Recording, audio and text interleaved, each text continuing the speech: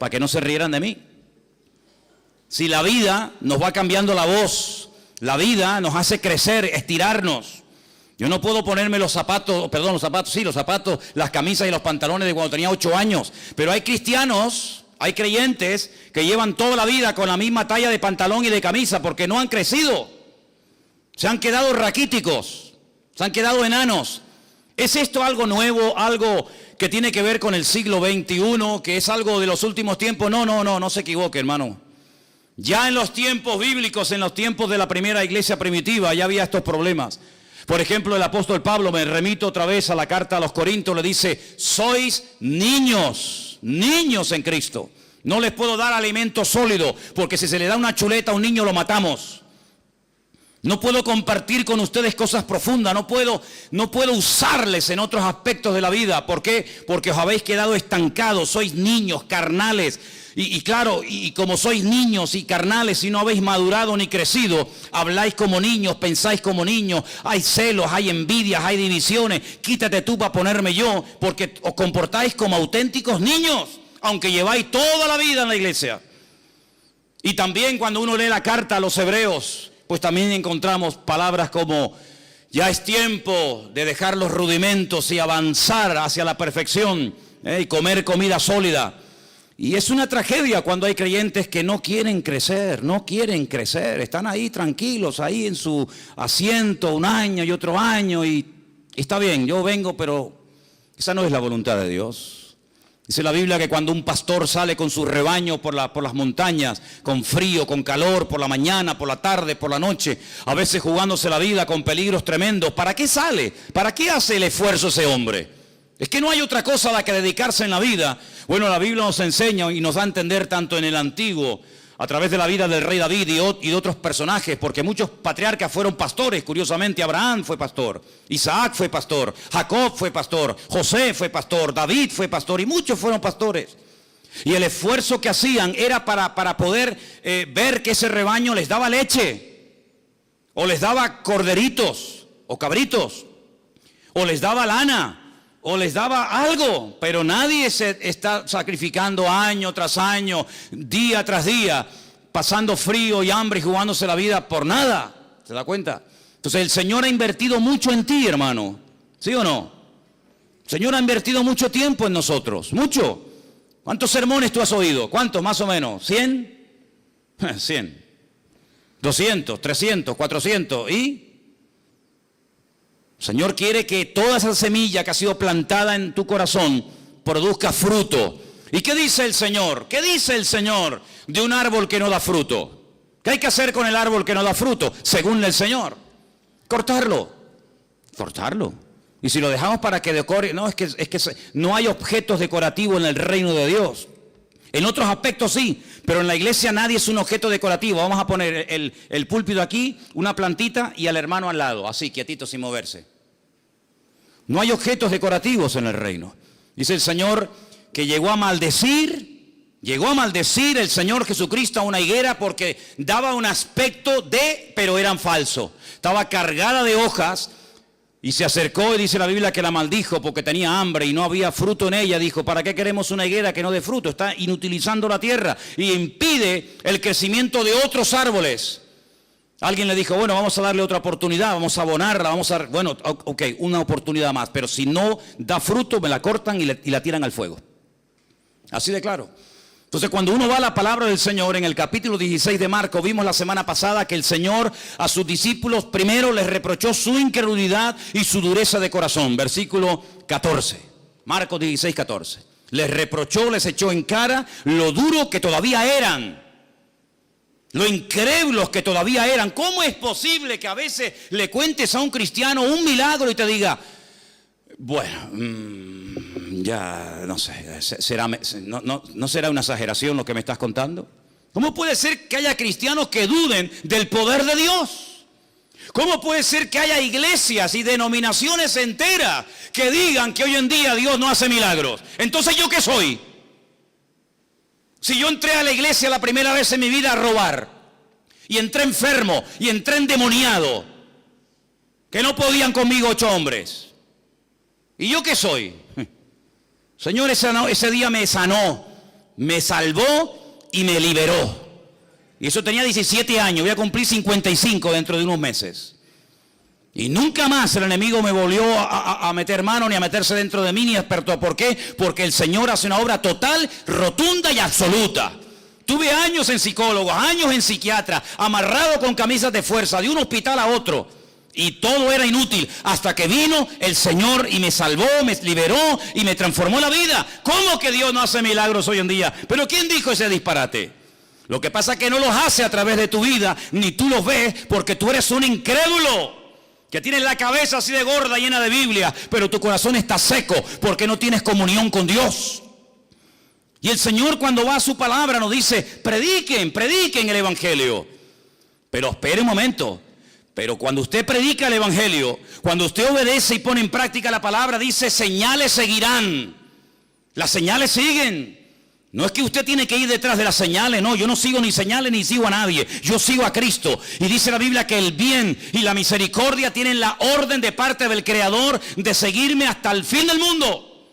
Y Él nos protege, y Él nos cuida, y Él nos bendice. Pero cuando obedecemos, ¿y qué hay que obedecer? Predicar el Evangelio. ¿A quién? A toda criatura.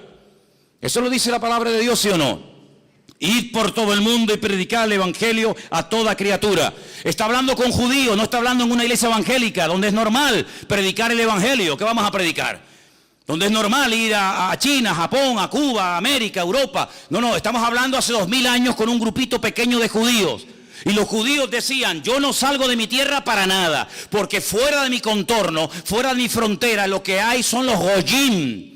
Y los goyim son los perros, los gentiles, que no merecen nada. Por eso Jonás se metió en un barco y le preguntaron: vamos a ver, pero ¿tú a qué te dedicas? ¿Cuál es tu oficio en la vida? Y dice: yo soy profeta del Dios Altísimo. Yo sirvo al Dios Todopoderoso, al Dios de Abraham, de Isaac y de Jacob. ¡Wow! ¿Y qué haces aquí si eres profeta? Porque este no es tu lugar. Pregúntate siempre: ¿estás en tu lugar? Y si estás en el lugar, ¿estás haciendo lo que el Señor te ha llamado? Si tú eres profeta, ¿qué haces aquí de marinero? No, es que yo estoy huyendo. ¿Huyendo de quién, muchacho? Huyendo de la presencia de Dios. Pero ¿cómo puede una persona llegar a pensar que puede esconderse de Dios y Dios no encontrarlo? ¿Hay alguien aquí que crea eso? ¿Hay alguien aquí que crea que usted se puede meter en un sitio donde Dios no te va a encontrar? Adán lo intentó. Adán creía que se podía ocultar de Dios. Adán no era ateo. Adán era creyente, era producto de las manos del Señor. Pero él creía la gran mentira de que se podía ocultar de la presencia del Señor. Lo mismo que Jonás. Yo huyo de la presencia del Señor. Pero si huyes de la presencia del Señor, ¿qué pasa? Que ¿a dónde vas? Porque ¿a dónde iba Jonás? Según la Biblia, a Tarsis. ¿Dónde está Tarsis? En el sur de España, en Huelva. Ahí está Tarsis, todavía se llama Tarsis. ¿Y él de dónde venía? Salió de una ciudad que se llama en la Biblia Jope. Hoy en día se llama Jafo. ¿Qué le parece, amigo? Se montó en un barco para huir de la presencia del Señor. Es decir, él iba a cruzar todo el Mare Nostrum. Él iba a cruzar todo el gran mar, el mar Mediterráneo. Porque decía: aquí vive Dios en Israel, en el templo de Jerusalén, pero allí en el otro extremo de la tierra Dios no está. Y entonces allí no está la presencia del Señor, por lo tanto allí puedo hacer lo que me da la gana, vivir en desorden, vivir en rebeldía, porque Dios vive allí, pero más allá ya no está. Se equivocó. No hay lugar en el mundo, ni fuera del mundo, del cual te puedas esconder de Dios. A todo lugar donde vayas, de día o de noche, el Señor sabe dónde está. Sus ojos recorren toda la tierra, dice la palabra del Señor. Por lo tanto, es inútil huir de la presencia del Señor. Pero él, ¿por qué huía? Porque le había dado el Señor la orden de ir a un país extranjero, a otra cultura. ¿A dónde? A Nínive. ¿Y eso dónde queda? En Irak. Ay, amigo. Y allí era la gente terrible, terrible. Allí eran, pero vamos, salvajes, auténticos salvajes, como siguen siendo hasta el día de hoy. Como siguen siendo las peores barbaridades y las peores torturas y las muertes más viles y humillantes y crueles se siguen todavía desarrollando y manifestando en esas culturas. Y lo filman y lo suben a internet para que todo el mundo vea los salvajes que son. Tremendo, siguen siendo iguales. El espíritu no ha cambiado. Y dice, ¿quién? Yo ir a Nínive para que se arrepientan. Y si se arrepienten, Dios los va a perdonar. De eso nada. Por lo tanto, si yo no voy y si yo no les predico, no les vendrá convicción de pecado, porque el mensaje era muy cortito, pero era muy claro. Dile a los habitantes de Nínive que dentro de 40 días, si no se arrepienten, destruyo la ciudad entera. Y Jonás dice, 40 días, pues ya está, fácil. Yo me voy de la presencia de Dios, no les predico, si no voy yo nadie va. No hay internet, no hay WhatsApp, no hay nada. Y dentro de 40 días, qué bueno, el Señor se los cargó a todos. El Señor dijo, no, eso es lo que tú te crees. Pero Dios nunca pierde, Dios siempre gana. ¿Cuántos dicen amén? Diga conmigo, Dios nunca pierde, Dios siempre gana. Más fuerte, Dios nunca pierde, Dios siempre gana. Que te tiran por la borda y prefieres morir ahogado, no te lo crees ni tú, querido. Yo no sé silbar, pero si supiera, trágate a este. Ya verás cómo le quito la tontería. Cuando él se metió dentro de aquel submarino, dentro de aquel enorme pez, y comenzó a sentirse mareado, y una noche, y 2 noches, y 3 noches, dijo, Dios mío, sí voy, cuenta conmigo, allá voy. Pero fíjate tú, prefería morir antes de dar su brazo a torcer. Que no, ¿a que sí? Porque Dios nunca pierde, Dios siempre gana. Y vas a ir, quieras o no quieras. Así de claro. ¿Y qué pasó con Pedro? Porque eso fue en el Antiguo Testamento. Y Pedro, conociendo al Señor, viviendo con el Señor, Señor, lo que tú me pidas, ¿sí? Vete a casa de Cornelio a predicar el Evangelio. ¿A casa de quién? Cornelio. Cornelio es un centurión romano, imperialista, que nos tienen aquí todo el día el cuello trancado, que nos están amargando la existencia. ¿Cómo voy yo a ir a casa de un gentil romano? Pues vas a ir, quieras o no quieras. Y fue, y mire cómo empezó el mensaje. Ustedes saben cuán abominable es para un judío entrar a la casa de un gentil. Qué presentación más hermosa. Es como si yo dijera esta tarde, la verdad es que yo no tengo ningún deseo de verles las caras a ninguno de ustedes. La verdad es que yo estoy aquí por obligación, porque tengo que predicar, pero yo por mí me mandaría a mudar y lo dejaría todo. Pero vamos a ver, pero este hombre que está diciendo, este hombre se le fue la olla. Así empezó Pedro el mensaje, así empezó. Porque no quería, no entendía que gente fuera de su cultura, de sus esquemas, entendieran el Evangelio. Pero el Señor ya lo había dicho, id por todo el mundo y predicad el Evangelio. Es decir, que desde el principio el Señor viene hablando acerca de que Él tiene un plan general. Y en ese plan entra la salvación de todas las naciones de la tierra. Porque Dios quiere que todos los hombres procedan al arrepentimiento y que todas las naciones se salven y conozcan a su Hijo Jesucristo a través de su palabra. ¿Cuántos dicen amén? Pero dice la palabra de Dios que en un principio no era así, no había necesidad de predicar el Evangelio ni nada a nadie. ¿Por qué? Porque el único que había conocía al Señor y se llamaba Adán. Adán era un hombre perfecto, tan perfecto que ni sudaba, no tenía frío, no tenía calor. Algunos dicen, bueno, pero si no iba a morir, porque también era un ser eterno, porque Dios lo creó eterno, porque la paga del pecado es la muerte, y si no había pecado, no había muerte. ¿Dónde iba a caber tanta gente? Si se iban a comenzar a reproducir y uno y otro y miles, ¿dónde va a caber tanta gente desde los tiempos de Adán hasta hoy en día? Oye, ¿por qué te crees tú que Dios creó tantos planetas? ¿Para tenerlos vacíos? ¿Qué sentido tiene haber creado miles, millones de planetas para tenerlos vacíos? No, Dios creó todo eso para ir poblando todo el universo, para que todas las naciones, para que todo el universo conociera del poder de Dios. Pero ustedes lo han echado todo a perder, porque habéis pecado. Y ahora las cosas han cambiado radicalmente. Ya no va a volver a ser nunca más como antes. Ahora vas a sudar, ahora vas a tener frío, ahora van a tener dolores, ahora le va a doler por aquí, le va a doler por allá. Ahora se van a levantar los padres contra los hijos contra ellos mismos. Ahora va a ser todo diferente. Cuando vayas a sembrar te vas a pinchar la mano, porque nacerán cardos y espinos. Aquellos animales con los que te entretenías y jugabas, ahora se te van a volver en tu contra. Ay, amigo, todo ha cambiado. Claro, es que cuando uno peca, cuando uno desobedece a Dios, todo cambia. No puede permanecer todo igual. La paga del pecado es la muerte. Y Adán comenzó a experimentar en su cuerpo, en su mente, en su alma, en su espíritu, en su familia, en sus hijos, en todo. Comenzó a notar las consecuencias del pecado. Pero Dios a un hombre le da una promesa. Y ese hombre se llamó Abraham. más tarde a Abraham, y le da una promesa. La promesa es muy clara y muy sencilla de entender. En ti serán benditas todas las naciones de la tierra. Y dice la Biblia que Abraham le creyó a Dios. Le creyó a Dios y fue declarado justo. ¿Crees lo que yo te prometo? ¿Sí? ¿Crees que serás padre de multitudes?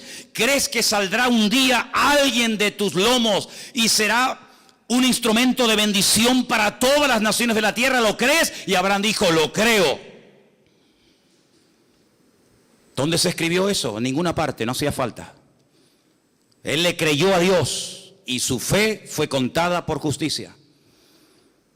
Entonces, ¿por qué casi 500 años después Dios da la ley?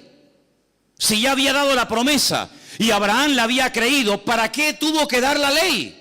¿Qué sentido tiene? Porque Abraham no necesitaba leer la Biblia. Abraham oía a Dios y lo entendía. Vas a ser padre, amén. Cámbiate el nombre, amén. Vas a tener un hijo que a través de él vendrá la promesa, amén. Vete mañana y me lo sacrificas sobre un altar en el monte Moriah, amén. Él tenía una línea directa con Dios, le entendía perfectamente. Él le transmitió su fe a su hijo Isaac. Isaac nunca leyó la Biblia, nunca fue a la iglesia, nunca tuvo un pastor, un rabino, un reverendo, pero ellos entendían a Dios. No vayas a Egipto, le dijo el Señor a Isaac. Dijo, pues no voy. ¿Dónde lo leyó? No hacía falta. Jacob, ¿dónde se congregaba? En ninguna parte. Pero sin embargo él tenía encuentro con ángeles, él hablaba con Dios. Dios le dijo, a partir de ahora te vas a llamar Israel. Jacob no, Israel. ¿Cómo tenían ellos tanta línea directa con Dios? José nunca leyó la Biblia. Uno de los hijos de Jacob nunca leyó la Biblia. Nunca fue al culto, nunca estuvo en una reunión. Sin embargo, un día le vino una mujer casada a proponerse acostarse con él. Dice, ni se te ocurra, yo no puedo hacer eso, pecaría contra mi Dios. Pero ¿dónde está escrito que eso es pecado? Dijo. ¿En qué libro? ¿Dónde está escrito que acostarte con la mujer de tu amo Potifar sea pecado? Aquí está escrito. No necesito ley, no necesito Torah, no necesito nada, porque yo conozco a mi Dios. Y como conozco a mi Dios, sé lo que le gusta y lo que no le gusta, lo que le agrada y lo que no le agrada. Y a Noé le dice, cuando construyas el arca, vas a coger 7 parejas de animales limpios y animales impuros y los vas a meter en el arca. ¿Y cómo sé cuáles son los limpios y cuáles son los impuros? Si eso no está escrito, yo te lo voy a decir. Entonces hubo un tiempo, hubo una generación, hubo un grupo de personas minoritarias que tenían un nivel de comunión, un nivel de santidad, un nivel de relación con Dios tan elevado que no necesitaban que nadie les predicara, que no necesitaban Torah, que no necesitaban ley ni mandamientos ni nada. Entonces la pregunta la vuelvo a hacer otra vez, ¿para qué Dios la dio? Si cuando Dios le hablaba a esta gente ellos entendían y obedecían, ¿para qué da la ley? Cuando la ley son 613 mandamientos. ¿Para qué? Si ellos saben, con esta no me puedo acostar, este es un animal limpio y no se puede comer, este es inmundo y no lo puedo comer, esto lo puedo hacer, aquello no lo puedo hacer. Si lo saben todo porque tienen esa ley grabada en sus conciencias y en sus corazones, ¿para qué le das la ley? Bueno, es que la Biblia dice para qué fue dada, vamos a verlo.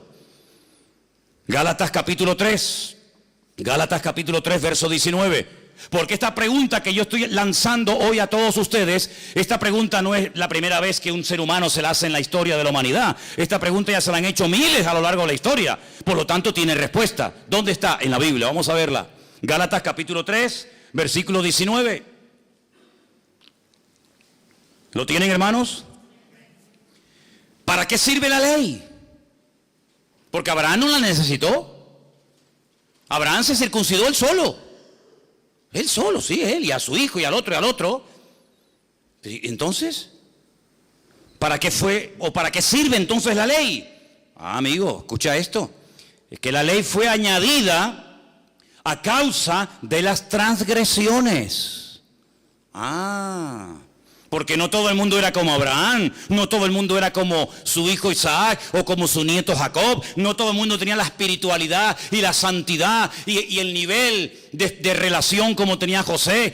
Ojalá fuera así, pero no era la realidad. Por lo tanto, hay que poner límites. Por lo tanto, la ley no fue dada para los buenos, sino para los transgresores, porque los buenos no necesitan ley. Dice, ¿qué ley le voy a poner a un obediente como Abraham? ¿Qué ley le voy a poner? No me obedezcas tanto. Oye, no tengas tanta fe. A los que hacen la voluntad de Dios, a los que conocen al Señor, no necesitan ley. Pero fue dada a los transgresores. Y ellos no eran transgresores, pero iba a haber muchos. Fue dada a causa de las transgresiones hasta. Ay, amigo, esta preposición es fundamental. Hasta. ¿Hasta cuándo? Viniese la simiente a quien fue hecha la promesa. ¿A quién se le hizo la promesa? A Abraham. En ti serán benditas todas las naciones de la tierra. Cuando venga esa simiente, cuando se cumpla esa promesa que yo te he dado, hasta ese momento llega la ley. Mientras tanto, no. Entonces dice, hasta que viniese la simiente a quien fue hecha la promesa y fue ordenada por medio de ángeles en mano de un mediador. Y el mediador no lo es de uno solo, pero Dios es uno solo. Luego, ¿la ley es contraria a las promesas de Dios? Dice, en ninguna manera. Pero si por la ley, porque si la ley dada pudiera vivificar, la justicia fuera verdaderamente por la ley. Mas la Escritura lo encerró todo bajo pecado, para que la promesa que es por la fe en Jesucristo fuese dada a los creyentes. Pero antes, escucha, antes de que viniese la fe, estábamos confinados, encerrados, enclaustrados bajo la ley, encerrados para aquella fe que iba a ser revelada. De manera, versículo 24, que la ley ha sido nuestro ayo, para llevarnos ¿a quién? Para llevarnos a Cristo. Yo pregunto, ¿vino ya Cristo o no ha venido todavía? Porque en Israel lo están esperando, dicen que no ha venido. Pero yo pregunto hoy en Santa Cruz de Tenerife, ¿Cristo ha venido, sí o no? Bueno, pues sí ha venido. Y dice aquí, de manera que la ley ha sido nuestro ayo para llevarnos a Cristo, a fin de que fuésemos justificados por la fe. Pero venida la fe, ya no estamos bajo ayo. Ya está. Si usted no entiende esto, pues oiga, yo intentaré explicárselo lo mejor que pueda. Pero está tan claro, pero tan claro. Abraham, te voy a dar una promesa, pero entre la promesa y el cumplimiento de la misma van a pasar muchas generaciones, muchos siglos. Y yo conozco al ser humano, porque si cuando eran perfectos y hablaban conmigo todos los días, pecaron y desobedecieron, imagínate ahora que ya le dieron lugar al pecado, que ya han probado la rebeldía y la desobediencia. Si antes no pudieron mantenerse en santidad, ¿cuánto menos ahora? Por lo tanto, entre que te he dado la promesa y hasta que venga la promesa, y la promesa es Cristo, van a pasar muchas generaciones, muchísimas, miles y miles de personas. ¿Cómo hacemos para que esto no se desmadre? ¿Cómo hacemos para que el mundo no se autodestruya? ¿Cómo hacemos para frenar la maldad? Poniendo leyes. Los casados, ustedes no pueden engañar a sus mujeres con otras mujeres.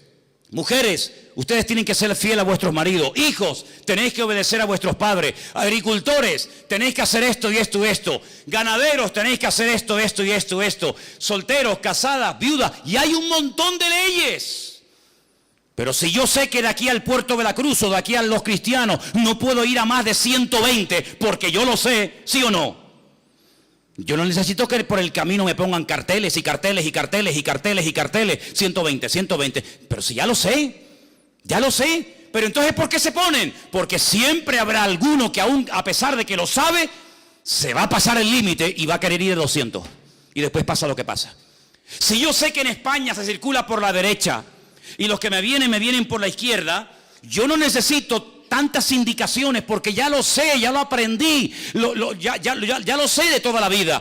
Ay, amigo, pero hay gente que a pesar de esas leyes dice, no, yo me voy a ir por la izquierda, y mira lo que pasa. Los kamikazes que encima apuestan dinero, chocan uno con otro y se rompen familias y un auténtico desastre. Las leyes se ponen para los transgresores, no para los obedientes. Si usted ama a su esposa, usted no necesita poner un cartel en la puerta de su casa, no cometerás adulterio. Es que yo ya lo sé, José lo sabía, sin necesidad de ley. Pero dice la Biblia que el Señor dio la ley para parar, para frenar, para poner un coto, porque ellos vivían rodeados de amorreos, filisteos, jebuseos, cananeos, y aquellos eran un desmadre, un desorden de países. Comían de todo, se mataban unos a otros. Bueno, era terrible lo que esa gente hacía. Si yo cojo a mi pueblo de la esclavitud en Egipto y los meta a vivir con esta gente, se van a pudrir como ellos, se van a terminar matando unos a otros. Entonces pongo leyes. Por ejemplo, ¿por qué los judíos tienen la obligación o tenían la obligación en aquel tiempo de sacrificar en el altar animales como por ejemplo corderos, ovejas, bueyes? Porque eran los animales sagrados del enemigo. Y entonces, ¿qué es lo que hacía? No, de sagrado nada, aquí el único sagrado es el Señor. Y puso leyes para marcar una diferencia, para que ustedes sean un pueblo diferente, que habla diferente, piensa diferente, viste diferente, actúa diferente. Pero el que sabe cómo soy yo, no necesita leyes. El que sabe cómo soy yo, como el caso de mi amigo Abraham, como el caso de José, y como el caso de otros personajes, ellos saben cómo tienen que vivir, porque tienen comunión conmigo. Pero ustedes, la mayoría, que no tienen comunión conmigo, ni la quieren tener, yo a ustedes les tengo que meter leyes, y leyes, y leyes, y leyes, y esto no, y esto no, y esto no. Y la ley, escúchame bien, no hay misericordia, no hay clemencia en la ley, no existe. Te para el guardia civil y usted va a 200 y le dice carnet de conducir, papeles del vehículo, no sé qué, no sé cuánto, y usted le dice, mire, ¿y no me podría perdonar? No. ¿Por qué? Porque la ley dice que usted se ha pasado el límite de velocidad y según la ley yo lo tengo a usted que multar. ¿No hay misericordia? No. ¿No hay clemencia? No. Y como le dijo una vez un hermano que venía conmigo en el coche, le dice, y si sigue hablando y protestando, también le voy a poner otra multa porque veo que no llevaba el cinturón de seguridad puesto, así que mejor estése calladito. Pues le van a caer todas encima. ¿Qué le parece, amigo? Entonces la ley tuvo un objetivo temporal, transitorio. Primero, poner freno, poner limitaciones al desmadre, a la carnalidad del hombre. Segundo, aunque le suene fuerte, hacerle la vida imposible al hombre. ¿Para qué? Para que llegues un momento en el que diga, yo no puedo con esto, Señor, esto es demasiado, esto es terrible. Señor, 613 mandamientos, pero si Adán tenía uno y era perfecto y no pudo, y a mí me manda 613, no puedo. Claro, pero te quiero llevar a un momento en el que digas, me rindo, yo no puedo con esto. Y entonces tendrás que pedirme ayuda a mí y en ese momento te mandaré a mi hijo, ¿te das cuenta? Porque la ley es un instrumento, no un fin. Y hay gente que se queda con el medio y no se da cuenta de que Dios utiliza cosas, pero todas esas cosas, ¿a quién apuntan? En la misma dirección. Apuntan a Cristo. Y si no entendemos que el Evangelio, la figura central del Evangelio no es el pastor, no es la iglesia, no son los milagros, sino que la figura central, el mensaje central del Evangelio se llama Jesucristo, no vas a entender absolutamente nada, porque hasta que usted no entienda la base, usted no va a poder construir encima. Se le va a venir todo abajo. Y la ley es un medio, no un fin en sí mismo. Mire lo que dice, por ejemplo, Romanos 3:21. Lo tengo aquí también subrayado, se lo leo. Ahora, aparte de la ley, se ha manifestado la justicia de Dios, testificada por medio de la ley y de los profetas. La justicia de Dios por medio de la fe en Jesucristo. Sigo leyendo versículo 22. Para todos los que creen en Él, porque no hay diferencia. Por cuanto todos pecaron y están destituidos de la gloria de Dios, siendo justificados gratuitamente por su gracia mediante la redención que es en Cristo Jesús, a quien Dios puso como propiciación, palabra más rara esta, sustitúyela y ponga sustituto. Él es el sustituto, Él ocupó tu lugar, ahora te lo explico. Nuestra propiciación por medio de la fe en su sangre, para manifestar su justicia a causa de haber pasado por alto en su paciencia los pecados pasados, con la mira de manifestar en este tiempo su justicia, a fin de que Él sea el justo y el que justifica al que es de Jesús, de la fe de Jesús. ¿Dónde está puesta la jactancia? ¿Dónde está? Dice aquí, queda excluida. ¿Por cuál ley? ¿Por la de las obras? No, sino por la ley de la fe. Concluimos pues que el hombre es justificado por la fe sin las obras de la ley. Esto no lo he escrito yo, Y esto no se escribió ayer a la noche para el mensaje de hoy. Esto lleva 2000 años escrito. Conclusión, que el hombre es justificado por la fe sin las obras de la ley. Es decir, que si yo no cumplo la ley, yo me puedo salvar. ¿Cómo? Por la fe en el Señor Jesucristo. Pues esto es un disparate, para ti sí, para mí no. Para mí ha sido lo más maravilloso que he podido oír en mi vida. Que soy salvo por la fe en Jesucristo, no por lo que yo pueda llegar a ser, sino por lo que Él hizo por mí. Porque aunque intentara cumplirlo, no puedo, porque nunca daré la talla. Porque la ley de Dios es perfecta y el ser humano es imperfecto. Y como un ser imperfecto puede intentar o puede presumir de que él puede cumplir con la ley. Imposible. ¿Es Dios solamente Dios de judíos? No, es también Dios de los gentiles. Y ciertamente lo es. Porque Dios es uno y Él justificará por la fe a los de la circuncisión, es decir, a los judíos, y por medio de la fe a los de la incircuncisión. Es decir, Dios dio una ley temporal y transitoria hasta llevarnos a la realidad del cumplimiento de la promesa. Y cuando la promesa vino, y la promesa fue el Señor Jesucristo, el medio dejó de cumplir su objetivo. Este vaso de agua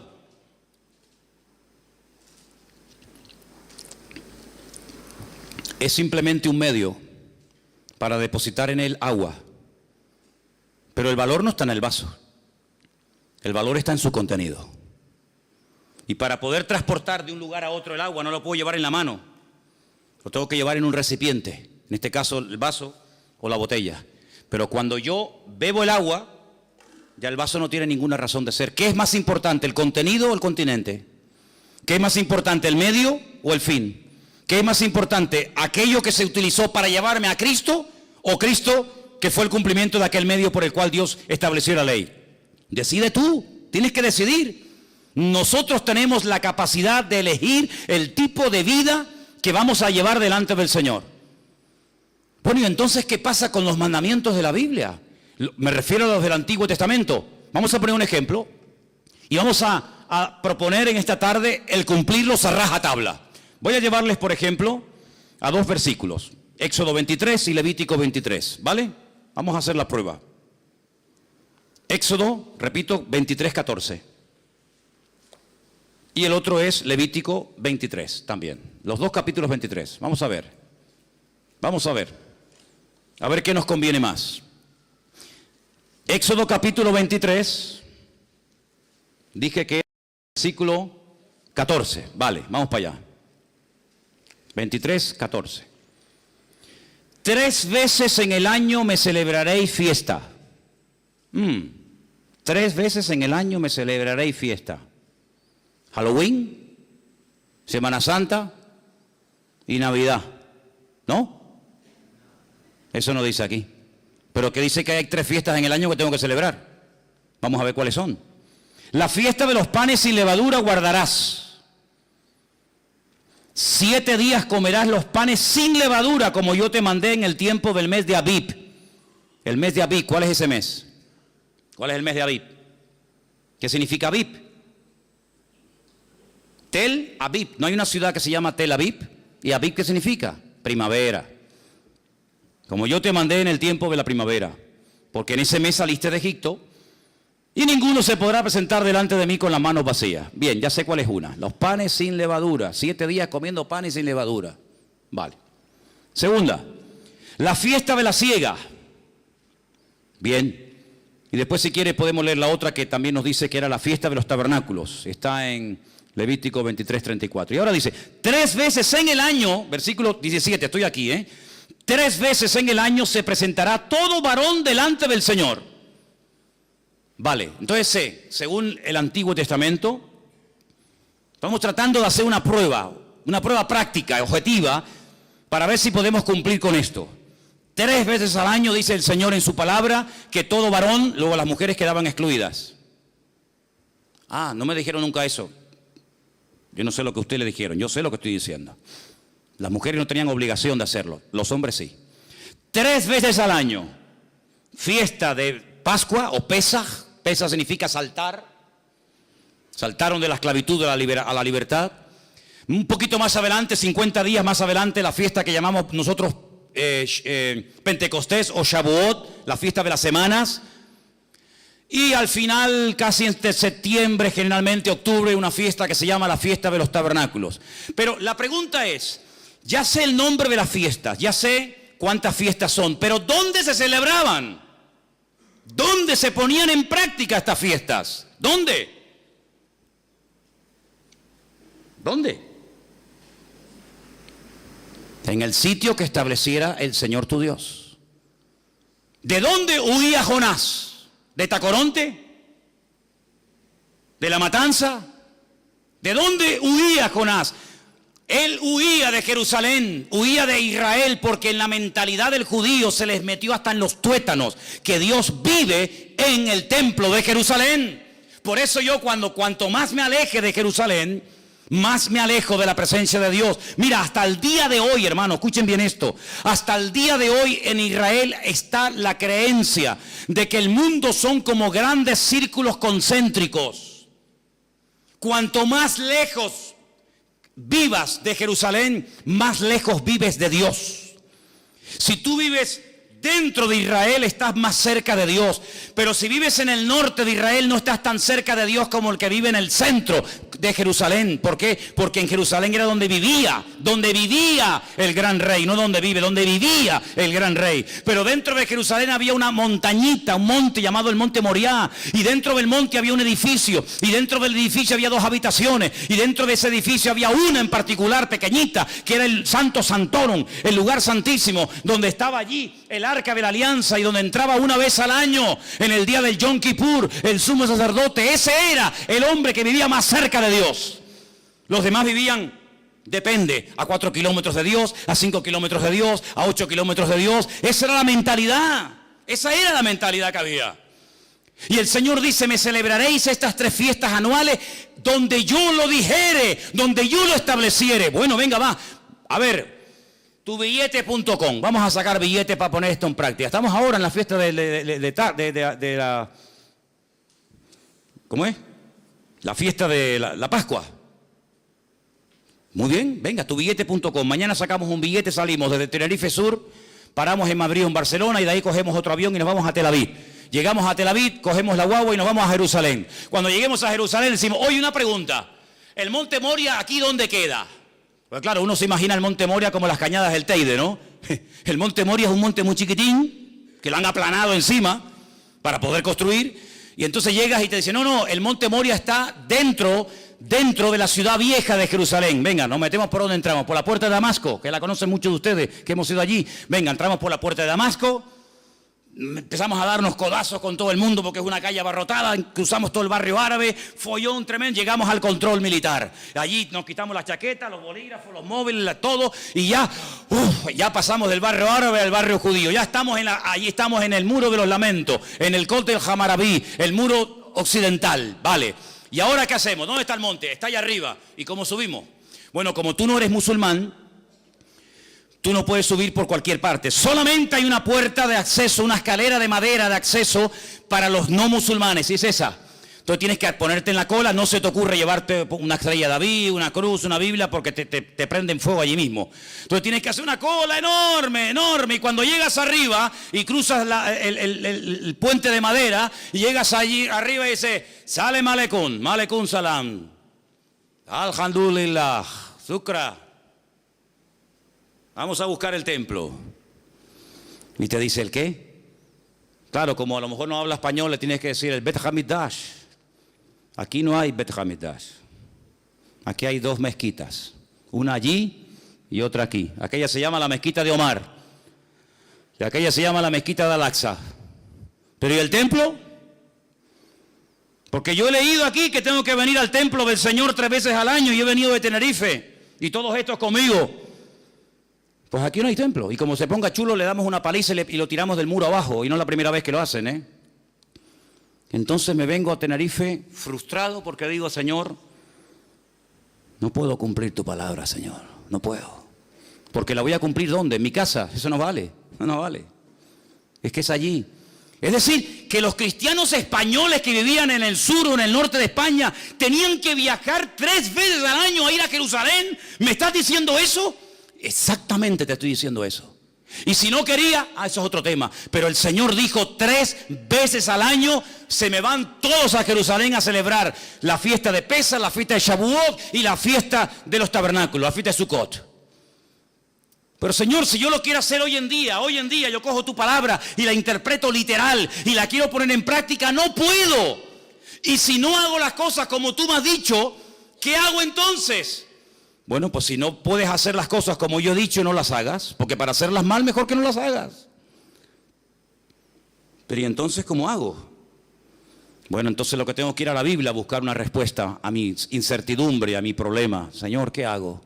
Y ahora me encuentro que la Biblia dice, vuestra Pascua es Cristo. Amigo, que mi Pascua es Cristo. Ajá. Yo soy vuestra Pascua. Por eso mi paz os dejo, mi paz os doy. Y a donde vayas, te puedes estar tranquilo, porque si vives en el sur, en el norte, en América, en Oceanía o donde sea, en Cristo, lo que no puedes cumplir, aunque quieras, porque no se dan las condiciones, ya lo has cumplido si tienes a Cristo viviendo dentro de tu corazón. Ay, amigo, ¿os dais cuenta cómo Cristo es todo? ¿Te das cuenta cómo Cristo destaca por encima de todo? Es como cuando un alpinista está días y días y se esfuerza y lucha y oxígeno y esto y aquello. No ve nada, está luchando para llegar a una cumbre y cuando llega por fin arriba, ¡ay, amigo! Desde arriba se ve una panorámica alucinante, se ven todos los picos, se ve a lo mejor en el fondo otro continente, se ve, yo qué sé, el mar. Pero para poderlo ver todo, tienes que subir. Por eso dice la Biblia que hasta que no subamos, hasta que no levantemos en alto al Señor Jesucristo, no vamos a entender nada. No vas a entender nada, porque los mandamientos del Señor tienen condiciones. Y si no se dan las condiciones, no se puede poner en práctica el mandamiento. No te puedes inventar una Biblia a tu manera, a tu estilo. No se podían hacer sacrificios en las casas. Eso quiere decir que yo no puedo hablar de la Pascua en mi casa. ¿Quién ha dicho eso? ¿Quién ha dicho que no? ¿Quién ha dicho que no podemos hablar en la iglesia o en la escuela dominical o en el culto de jóvenes o donde sea de cualquier otra fiesta? No estoy diciendo eso. Lo que estoy diciendo que si usted quiere hacer las cosas decentemente y con orden, como Dios manda, aunque quisieras, no puedes. Porque de los 613 mandamientos, más de 418 giran en torno a la construcción del templo. Ahora mi pregunta es esta. ¿Dios no tiene poder para que se levante el templo en Jerusalén ahora mismo? Cuando le dijo Pilato al Señor, ¿no me hablas? ¿No me contestas? ¿Tú no sabes que yo tengo poder para...? Y el Señor como diciéndole, pero si yo hago así, amigo, yo hago así, me vienen aquí 1.000.000 de ángeles a defenderme. ¿Qué estás diciendo? Claro que el Señor podría ahora mismo hacer así, ¡bum!, y arrasar todo lo que hay allá arriba y construir el templo. ¿Pero por qué no lo hace? Pues porque no le da la gana. Porque no quiere. Porque el Señor permitió que lo destruyeran. Y el Señor hasta este momento, hasta este minuto, ha impedido que se vuelva a reconstruir. Para que ya no esté vuestra vida girando en torno a un edificio de piedra, sino que vuestra vida sea una vida cristocéntrica, centrado no en un templo, no en un lugar, no en un país, sino que vuestros ojos estén enfocados en Cristo. Y por eso Pablo dice, si habéis, tú sabrás si habéis o no, si habéis resucitado con Cristo, poner la mira, ¿dónde? ¿Dónde tengo que mirar? ¿A dónde mira el musulmán cuando ora? A la Meca. ¿A dónde mira el judío cuando ora? A Jerusalén. ¿Y a dónde mira el cristiano cuando ora? ¿A dónde miro? A Jerusalén no, a la Meca no. ¿A dónde miro? Poner la mira en las cosas de arriba y no en las de la tierra, donde Cristo ha resucitado, y poneros con Él en lugares celestiales en Cristo Jesús. Ay, amigo, es que no me habían hablado así, que no es mi culpa que no te hayan dicho eso. Pero hoy en día nuestra vida no gira en torno a una fiesta, no gira en torno a un hombre, no gira en torno a un medio, sino gira en torno al Rey de Reyes y Señor de los Señores. Y sin Él no lo tenemos nada, y con Él lo tenemos todo. ¿Cuántos dicen amén y le dan un aplauso al Rey en esta tarde? ¡Gloria a Dios! ¡Y a su nombre! ¡Y a su nombre! Eso es lo que es el Evangelio. Eso es el Evangelio. Aunque quisieras hoy a muerte dar tu vida por cumplir los mandamientos de la Torá, no puedes. No puedes. Por eso están insatisfechos continuamente. Por eso han tenido que decir, bueno, y si ahora no podemos orar 3 veces al día o presentar nuestro sacrificio, y no podemos subir al templo, y no podemos, ¿qué hacemos? ¿Qué hacemos? Y ahí se levantaron los rabinos a lo largo de la historia y escribieron una enciclopedia gigantesca, enorme, llamada el Talmud. Ay, amigo. ¿Y qué es el Talmud? Pues es la explicación de la Mishnah y la Gemara, la Totafot y la Hagahá. ¿Eso qué es? Tradiciones y tradiciones y mandamientos. Y el Señor dijo, recorréis tierra y mar para ganar a un prosélito. Y una vez que lo ganáis, le ponéis tanta presión y tantas cargas encima que lo agobiáis y lo convertís en 2 veces más hijo del infierno que antes, pero vosotros ni con un dedo las movéis. Que Dios no vino a ponernos cargas, Dios vino a decir, los que estáis cargados y trabajados, abusados espiritualmente, hartos de la vida, venid a mí, descansad, y yo os haré descansar, dice el Señor. Para eso vino Cristo. Y ahora podemos entender cosas tan sorprendentes que rompen los esquemas de la época y hoy en día, como por ejemplo aquella mujer que dice que la sorprendieron en el mismo acto de adulterio. Bueno, hermanos, yo entiendo que la pillaron con las manos en la masa. Ahora, si usted es mujer y está cometiendo adulterio y te pillan, quiere decir que pillan a uno y al otro, ¿o no? ¿O con quién está cometiendo usted adulterio? ¿Con la silla? ¿Con quién? No, te hemos pillado. Y no sacaron una foto porque no pudieron. Entonces cogen a la mujer y al hombre, cogen a la mujer y la llevan al Señor. Y le dicen, según nuestra ley, fíjate tú dándole clases de ley al Señor. Dándole clases de ley al Señor. Cuando esta Biblia que tengo en mi mano es la palabra escrita de Dios, lo que Dios hablaba, lo que salía por su boca, aquí se escribió, ¿sí o no? Pero entonces Cristo, ¿qué era? Era la palabra hecha carne. Dios habló, Dios permitió que su palabra se escribiera y Dios permitió que su palabra se humanara, que su palabra se encarnara, y dice, y vimos su gloria, gloria como el unigénito del Padre. Luego, cuando vas a darle clases de Torah, cuando vas a darle clases de ley al Señor, el Señor, que es la palabra, dice, a ver, ¿qué dice vuestra ley? Si fui yo el que te la di. ¿De qué vais? ¿Le va a enseñar un hijo a ser un hijo al padre? Será al revés, ¿no? Digo yo. Es que nuestra ley dice que a tales personas hay que matarlas a pedradas. Bueno, a uno y a otro. ¿Y tú qué dices? Dice, bueno, la mujer, claro, echa polo, sabe que en cuestión de minutos hacen un hueco en el suelo, la meten de cintura para abajo, le ponen, a veces sí, a veces no, una especie de tela encima, la rodean y empiezan pim pam, hasta que la machacan y la matan a pedradas. A ver, que nosotros ya tenemos claro lo que tenemos que hacer, solamente venimos a pedirte tu opinión. ¿Tú qué opinas de esto? Porque esta merece morir. Y es verdad. En la ley no hay misericordia, el que la hace la paga, amigo. Menudo dilema, menudo problemón. ¿Pero para quién? ¿Para el Señor? El Señor no tiene nunca ningún problema. Dice, espérate un momento. Hace así. Escribe. Y venga a escribir. La lista vacía. Venga a escribir. Venga a escribir. Y dice que cuando miraban aquello, decían, oye, que puso en el suelo mi nombre. Ese soy yo.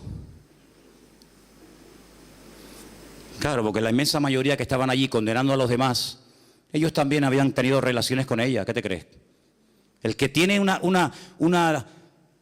digamos, una prepotencia de estar siempre acusando a los demás, generalmente es el peor que está, siempre es él. Generalmente es así. Es mucho más fácil apuntar así que verte que te estás apuntando tú, ¿no? Oye, que te puso ahí el DNI, muchachos, 42815-975B. Ese soy yo. Y ellos, cuando vieron los nombres en el suelo, dijeron, vámonos, nos pilló. A ver si vamos a morir también nosotros. Y dice que fue uno, y el otro, y el otro, y el otro. Todos se fueron, quedaron descubiertos, amigos. Ah, amigos. Pero quedó uno solo. Uno que nunca había pecado. Uno que jamás había tenido un mal pensamiento. Uno que fue santo desde el vientre de su madre hasta el día de hoy. Uno que tenía toda la libertad del mundo para coger las piedras y machacarla viva. Y ese uno se llamaba Yeshua HaMashiach, el Señor Jesús. ¿Por qué no lo hizo? Porque es como una incoherencia que digas que se haga una cosa y luego tú mismo la quiebras. Esto hay que hacer, y cuando lo vamos a hacer no nos deja. ¿Cómo es esto? Pero es que para cumplir la ley, por ejemplo, este mandamiento, tienes que llevar una vida tan pura, tienes que llevar una vida tan santa, que para matar a otro, ¿cómo tiene que ser tu vida, amigo? ¿Cómo tienes que estar tú delante de Dios para poderle quitar la vida a esta persona, aunque se lo merezca? ¿Cómo tiene que estar tu vida? Es decir, que tú estás peor que ella. Lo que pasa es que a ella la pillaron, pero tú has pasado desapercibido, porque tú eres el niño bueno. Esta es la mala porque la pillaron, pero hay algunos que no los han pillado todavía, pero son peor que los que han sido descubiertos. Y se sintieron aludidos, sus conciencias se sintieron tocadas y dijeron, vámonos, antes de que nos mate también a nosotros. Y el Señor la coge y le dice, levántate, mujer, yo no te condeno, solamente te voy a decir algo, vete y no peques más. ¡Qué alivio! Pero nos enfrentamos con un dilema, no se ha solucionado el tema totalmente. Claro, la mujer se va contenta, pero aquí hay una duda. Entonces, ¿qué hacemos? ¿La cumplimos o no la cumplimos? Porque si resulta que se acostó con otro y tú la perdonas y aquí no ha pasado nada, cuando tu palabra dice en la ley que hay que matarlas a pedradas, ¿en qué quedamos? Perdonamos ahora a los asesinos, a los pederastas, a los etarras, perdonamos a todo total. Dios es bueno y perdona a todo el mundo. ¿Es eso el mensaje que nos transmite el Señor? No, es que hay parte B, viene la segunda parte, escúchala. El Señor sabía que tenía que morir. Pero si Él lo había mandado, el alma que pecare esa morirá, y esta pecado tiene que morir. Pero vamos a hacer una cosa, no hemos leído esta tarde, cuando les dije esa palabra rara que se ha leído, Él es la propiciación de nuestros pecados, que les dije, si no la entiende, póngala por la palabra, Él es nuestro sustituto. ¿Os acordáis que lo dije? Muy bien, vamos a hacer una cosa, en vez de matarla a ella, yo me ofrezco voluntario para que me maten a mí. ¿A ti? Pero si tú no eres ni casado, tú no puedes cometer adulterio aunque quisieras. Tú no has pecado nunca, no importa. Yo vine a este mundo a dar mi vida en rescate por muchos. Y voy a morir por ti, Judas, también, que me vas a traicionar y me vas a vender. Voy a morir por ti. Te voy a estar esperando hasta las 3 de la tarde que muera. Te voy a estar esperando colgado en la cruz. Y voy a morir por ti, Poncio Pilato, que te lavas las manos. Aquí no ha pasado nada. Por ti también voy a morir. Y voy a morir por ti, Anás y Caifás. Voy a morir por los borrachos, por los alcohólicos, por las prostitutas, voy a morir por los adúlteros, voy a morir por todos los criminales y asesinos de la historia de la humanidad, porque ese fue el mandato que recibí de mi Padre. ¿Estás dispuesto a que yo lance mi ira contra ti en vez de contra aquella, contra aquel y contra aquel? ¿Estás dispuesto a cargar todo el peso del pecado de toda la historia de la humanidad, de los que murieron, de los que viven y de los que aún no han nacido? ¿Estás dispuesto a semejante sacrificio? Y el Hijo dijo, hágase mi voluntad. Hágase tu voluntad y no la mía. Heme aquí, envíame a mí, Señor.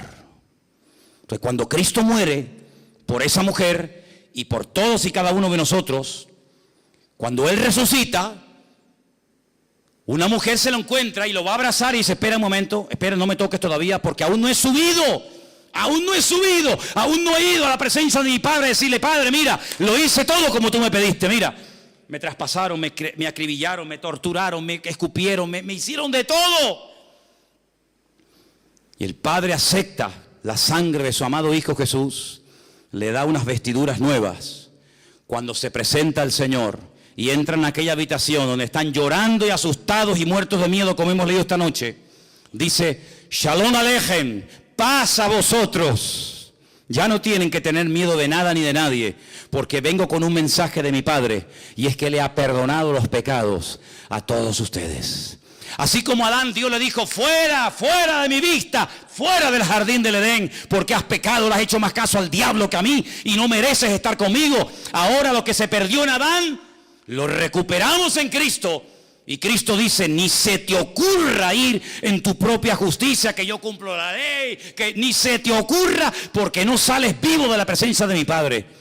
Porque mira, Moisés no entró, Abraham mintió, David adulteró, no ha habido ni uno que pueda presumir de que ha hecho todo correctamente. Por lo tanto, ni se les ocurra a ustedes tener la temeridad de acercarse al trono de la gracia con vuestros trapos de inmundicia, con vuestras obras y con vuestras historias, porque no sirve de nada, porque el profeta Isaías dice literalmente que todas nuestras justicias son como trapos de inmundicia.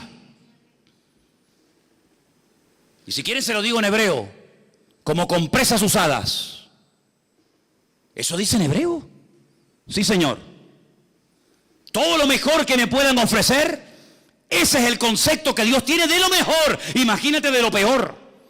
Señor, pero entonces, de nada sirven mis sacrificios, de nada sirven mis esfuerzos, de nada, de nada. Y ahora, ¿cómo me presento delante de Dios? Permítame la expresión, no me malinterpreten, disfrazado de Cristo. Vestido de Cristo, para que cuando tú vengas delante de Él, ¿por qué decimos vengo a ti en el nombre de Cristo? Porque como vengas en tu nombre, amigo, como vengas en tu nombre, eres hombre muerto. Señor, no soy digno, Señor, no merezco nada, soy un adúltero, soy un fornicario, tengo problemas de este tipo, tengo problemas de otros, soy así, soy asado. Cosas que ni mi mujer ni mi marido saben, las he hecho, las he deseado, las he pecado, las he comprado, las he mirado. Señor, no soy digno, pero vengo vestido con las ropas de justicia de Cristo. Y el Padre te dice, hijo mío, porque no te ve a ti, ve a Cristo. Y como ve a Cristo que cumplió la ley y dio la talla y su sangre nos ha limpiado de todo pecado, ahora podemos dormir en paz y vivir en paz, aunque no haga nada. Pero ¿cómo que no haga nada? No, que ya no tengo que hacer nada, porque ya todo lo hizo Él. Si usted quiere el vasito, toma el vaso. Pero el Señor dijo, ¿tú no te das cuenta que este vaso fue traspasado de generación en generación? Abraham se lo dio a Isaac, Isaac se lo dio a Jacob, Jacob se lo dio a José, José se lo dio al otro. Y fue pasando de generación en generación. Y dice, ¿y cuándo vamos a poder beber? ¿Cuándo vamos a ver el cumplimiento de esto?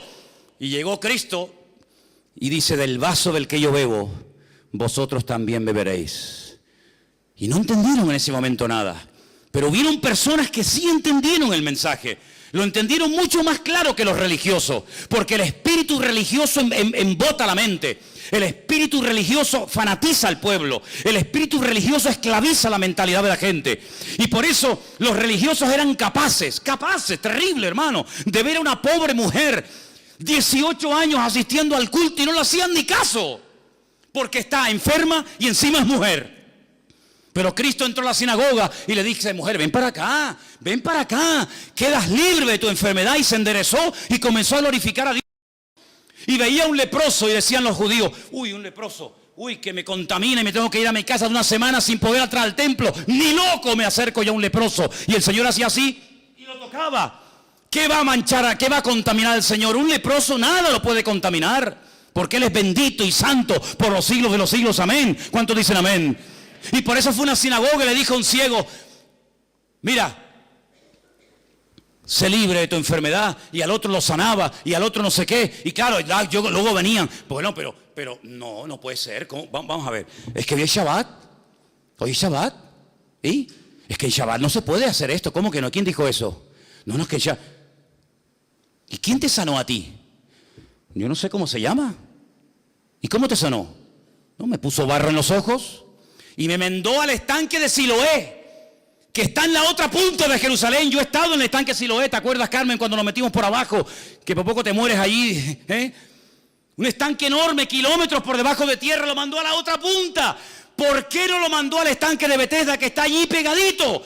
Porque los judíos decían que un judío no podía caminar más de 1000 metros, más de 1050 metros en día de reposo. Por eso ustedes van a encontrar en la Biblia camino de un día de reposo. ¿Y cuánto es un camino de un día de reposo? 1050 metros.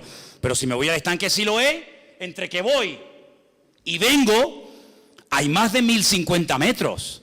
Por eso los judíos le dijeron, ese hombre que te dio esa orden no es bueno, es un pecador, porque ha quebrantado el día de reposo. Y dice este pobre hombre que no tenía mucho conocimiento de la palabra, mira, si es bueno, si es malo, si es pecador o no es pecador, ni lo sé, ni me interesa. Yo lo único que sé, que yo era ciego y ahora veo. Y ustedes con toda su parafernalia no me habéis podido ayudar en todos estos años. Y este hombre vino y en un segundo me cambió la vida. Hasta que tú no entiendas que el evangelio ha superado con creces todos los medios, todos los vasitos, todos los instrumentos que ha utilizado el Señor, vas a ser un esclavo de cosas. No toques, eso no se puede hacer, eso no se puede mirar, eso no se puede ir. Y el Señor dice que ha venido para darnos libertad cuando conocemos la verdad, y la verdad se llama Cristo. Por eso en esta iglesia predicaremos toda la vida que teniendo a Cristo lo tenemos todo. ¿Cuántos dicen amén? Hay iglesias, lo sé, soy consciente. Llevo ahora 34, 35 años de pastor. Conozco todos los pastores de estas islas. Los conozco, sé cómo se llaman, cómo se mueven. Incluso algunos que ni son pastores, pero ellos dicen que lo son. Y en algunas iglesias, si usted no paga el diezmo, está bajo maldición. Y la gente se asusta. Y si usted se va de esta iglesia, usted va sin la bendición. Y si usted no habla en lengua, no se va al cielo. Y venga condenación, y venga condenación. Mi Señor no vino para amargarle la vida a nadie. Mi Señor vino para dar libertad a los cautivos. Hoy estarás conmigo en el paraíso, hijo. Pero sin dar el diezmo. ¿Cómo se va a salvar sin dar el diezmo? Sin hablar en lengua,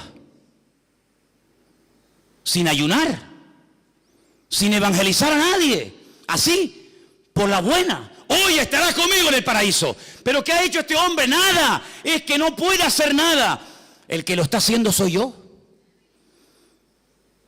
Y como yo lo voy a hacer bien, yo te ofrezco el paraíso y lo que haga falta. Pero hay algunos que están empeñados, porque son ignorantes y quieren seguir siendo ignorantes, que es lo peor. Que hay que hacer esto, que hay que hacer aquello, que hay que hacer tal, que hay que hacer tal, que hay que hacer no sé qué, y que hay que hacer no sé cuánto, y que hay que hacer que te he demostrado con la Biblia, o no te enteras. Te he demostrado con la Biblia que aunque quieras cumplir la ley no puedes, hombre. Te lo estoy diciendo. Entonces no sigas R que R con lo mismo. No sigas R que R con lo mismo, hombre. No se puede cumplir la ley, no se puede cumplir la Torá. No se puede. No se puede cumplir bajo ningún concepto. Hay un laxus que ha quedado ahí suspendido y es el tiempo de gracia en el cual dice el Señor, ahora prediquen el evangelio, abren los ojos a la gente, que entiendan que no es a través de este medio, que no es a través de aquel, que hay un solo camino, un solo mediador y tiene nombre, se llama Jesucristo. ¿Cuántos dicen amén? Entonces si usted viene a esta iglesia y quiere dar el diezmo, que no lo quiere dar, a mí me da igual si usted da dinero o no da igual de dinero, me da igual. Si muchos de ustedes cuando estaban en el mundo yo estaba predicando el evangelio, si yo no vivo de lo que la gente da, yo vivo por fe porque sé que mi Señor es mi pastor y nada me faltará. Si usted habla en lengua, me parece bien, mire, es que yo no quiero hablar en lengua, pues no hable, mijo. A mí me da igual si usted habla o no habla en lengua. Es que a mí no me gusta ayunar, pues no ayune. Es que yo no puedo venir a la oración por la mañana, pues no venga. Pero entonces esto que es un libertinaje, no, es la libertad gloriosa de los hijos de Dios. Es vivir tranquilo, vivir sin agobios, vivir sin presiones religiosas. Yo odio la religión, porque las religiones son ataduras y son presiones a la gente. Y encima el religioso se cree que por cumplir está agradando a Dios y a veces nada más lejos de la realidad. ¿Saben lo que le digo? Lo que le digo a muchos. Disfruta de la vida. Disfrute de la vida. Hermano, y si yo no me levanto a las 6 de la mañana y si oro a las 10, ¿qué? El Señor a las 10 está ocupado, no lo puedo atender. Nunca he entendido eso. Está bien levantarse temprano y orar, yo no tengo nada en contra de eso. Pero si mañana quiere dormir una horita más, ay Señor, perdóname. ¿Por qué? Porque tenía que haber orado a las 6. ¿Dónde dice la Biblia que hay que orar a las 6? La Biblia dice orad sin cesar. A las 6, a las 7, a las 8, a las 9, a las 10. Dios no ha venido a traernos condenación, hermano. Dios ha venido a alegrarnos la vida. No te la compliques más de lo que la vida nos pone impedimento. Porque el Señor ha venido a que usted sea libre. a que usted viva en paz. Se viene a la iglesia a disfrutar, no se viene a la iglesia a sufrir. Si usted va a una iglesia a sufrir, no vaya. O usted es masoquista, le gusta que le humillen, le gusta salir vacío, le gusta salir mal. No, la iglesia ha sido diseñada por el Señor para abrirnos los ojos, para aclararnos nuestras dudas, para que no seamos ignorantes y vivamos en la libertad gloriosa de los hijos de Dios. ¿Cuántos dicen amén? Y entonces, ¿qué tengo que hacer? Pues buscar a Dios en oración, esforzarme en lo que dice el Señor. Ahora bien, yo les hago una pregunta. Si no se puede cumplir la Torá porque no se dan las condiciones actuales para cumplirla, ¿para qué complicarme la vida queriendo cumplir con algo que no se puede? Dele la vuelta a la tortilla. ¿Usted puede hoy en día orar? Pues ponte a orar. ¿Usted puede hoy en día congregarse? Sí, pues congréguese. ¿Usted puede leer la Biblia? ¿Usted puede evangelizar? ¿Usted puede ayudar a una persona así? Entonces, ¿por qué no te preocupas más en hacer lo que puedes hacer? Y no te agobias tanto con lo que no puedes hacer. ¿Usted puede hacer feliz a su mujer? Pues hágala. No, es que, no sé, haga lo que pueda hacer y deje en las manos de Dios lo que usted no puede hacer. Ese es el evangelio que se predica aquí. Esto es lo que se enseña en esta congregación, Vida Nueva. Aquí y en nuestra iglesia en el Puerto de la Cruz y lo que estamos enseñando en el sur, esto es lo que aquí enseñamos. Es que en la otra iglesia, es que a mí no me interesa lo que enseñen en otras congregaciones, no me interesa. Aquí enseñamos la libertad que Cristo nos vino a dar, no libertinaje. Aquí enseñamos una vida de tranquilidad, de paz, de sosiego. Aquí enseñamos lo que dice la Biblia, predicamos el evangelio del Señor Jesucristo. Si usted quiere que yo le predique la Torá, váyase a Jerusalén, porque yo no soy un rabino, yo soy un cristiano. Y yo no tengo la obligación de enseñar Torá, yo tengo la obligación de enseñar evangelio. Eso es el mandato que dice la Biblia. Y dice la Biblia, y termino, y es la lectura que hoy se ha leído. Por eso siempre usted tiene que prestar atención a la lectura que se lee antes del mensaje, porque en el 99% de los casos, la lectura previa al mensaje hace referencia o guarda relación directamente con el mensaje que posteriormente se va a compartir. Y si usted prestó atención, nuestra hermana Sonia subió aquí y dijo: si algún ángel del cielo viene y os predica otro evangelio diferente al que nosotros os hemos anunciado, sea anatema. Vamos a hablar clara para entendernos. ¿Qué es anatema? Pues claro, si dice anatema y no sabe lo que es anatema, pues entonces... Anatema significa maldito. Literalmente, maldito. Es decir, que si mañana o esta noche yo tengo un sueño y se me presenta un ángel... Hola, Manolo. ¿Qué tal? ¿Qué pasó? Te vengo a dar un mensaje. A ver. Que el Señor no va a venir. Vengo de parte del Señor que no va a venir. Vengo a decirte que la Biblia que tiene está equivocada, que no es la verdadera. Que hay por ahí otra que nunca se tradujo por miedo a no sé qué. Que el Señor no ha perdonado los pecados de todo el mundo, sino de unos cuantos. ¿Saben lo que hago con ese ángel? Tengo un bate de béisbol que cogí aquí en el rastro. Tengo un bate de béisbol. Le doy una entrada de palos al ángel, hermano. Yo he cogido en más de una ocasión el bate de béisbol. Mira, una vez cuando cogí el bate de béisbol, fue en Bolivia, en Santa... ¿Hay algún boliviano aquí? Tú eres de Santa Cruz de la Sierra. En el 7º anillo, donde teníamos nosotros el comedor, y comenzamos a dar de comer y comer y comer a los niños, que ahí tú sabes que hay mucha necesidad, ¿verdad? Por allí no aparecía nadie, ni los pastores de la ciudad cuando íbamos a visitar las iglesias, y Armando está ahí, que no me dejará mentir. Íbamos a las iglesias y contábamos lo que estábamos haciendo, de barro hasta aquí, miseria, era terrible aquello.